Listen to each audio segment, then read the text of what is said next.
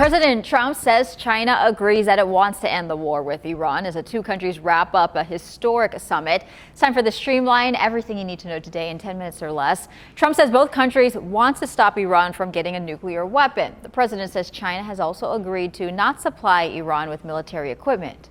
We feel very similar to Iran. We want that to end. We don't want them to have a nuclear weapon. We want the straits open. However, observers say China is in no rush to pressure Iran to reopen the Strait of Hormuz. China also wants to continue buying oil from Iran. During the trip, Trump and China's President Xi Jinping also agreed to a number of other deals. That includes China agreeing to buying 200 Boeing jets, American oil, and soybeans. Gas prices appear to be plateauing back here at home. Nationally, the price is still $4.53.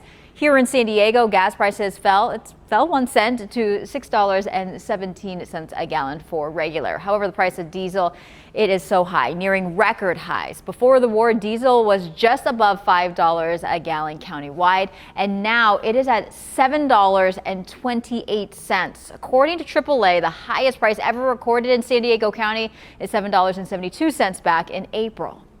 And all these skyrocketing gas prices, they are hitting nonprofits. ABC 10 News reporter Ryan Hill looks at the added cost, putting a strain on Feeding San Diego's mission.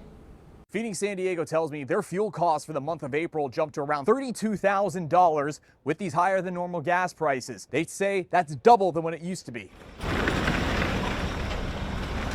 So we kind of have a triple whammy going on with the fuel situation. Patty O'Connor is the chief operating officer for Feeding San Diego. She says whammy number one with the gas prices, bringing the food into Feeding San Diego's food distribution site. We bring about 2 million pounds a month here, and most of that is rescued food, but we still have to pay for the freight. That cost us over $100,000 last month, just in freight, to bring that in. The organization also sends that food out into the community by truck and by van. Every day you'll see our bright orange trucks going out into the community. We do about 25 deliveries a day, but about 480 over the course of a month. And if you can imagine, that costs a lot of money. In fact, last month that cost us about $32,000 in just fuel costs. We rely on diesel fuel.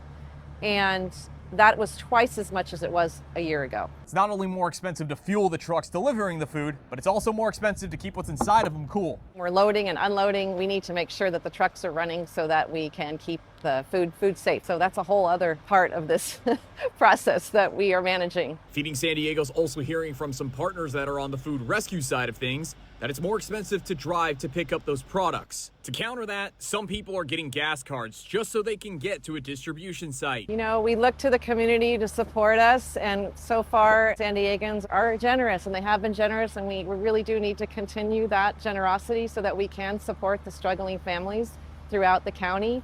And whatever we can do to support those families, we are going to do. Ryan Hill, ABC 10 News.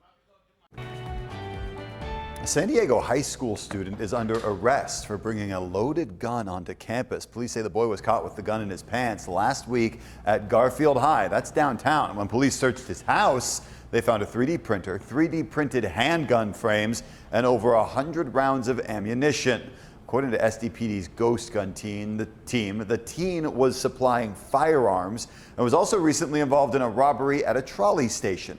This school is like a one-chance school, and if you mess up, then you're out. So that person messed up. The school is pursuing expulsion. The boy's being held in juvenile detention on a number of charges.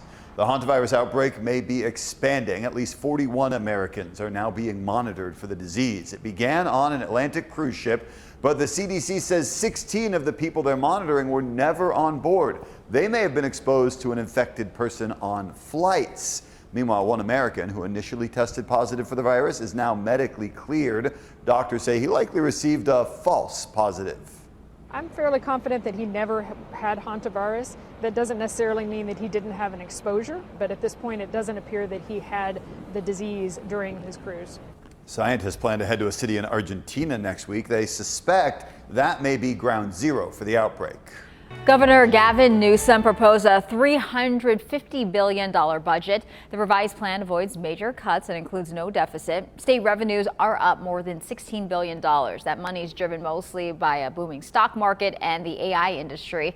The governor and state lawmakers will now negotiate those details. They have to pass a final spending plan by the end of June.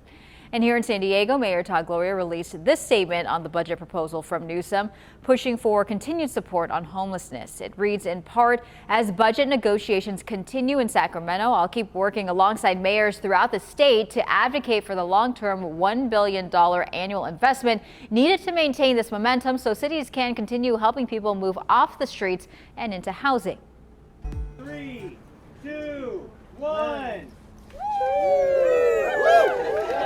At the start of a new beginning in Oak Park, city leaders and community members broke ground on construction for the neighborhood's new library Thursday. This is going to replace the existing branch, which was built in 1969. The new two-story library is expected to be 4 times bigger than the existing location, and that extra space means more room for programs and services. Officials say it's a game changer for the next generation.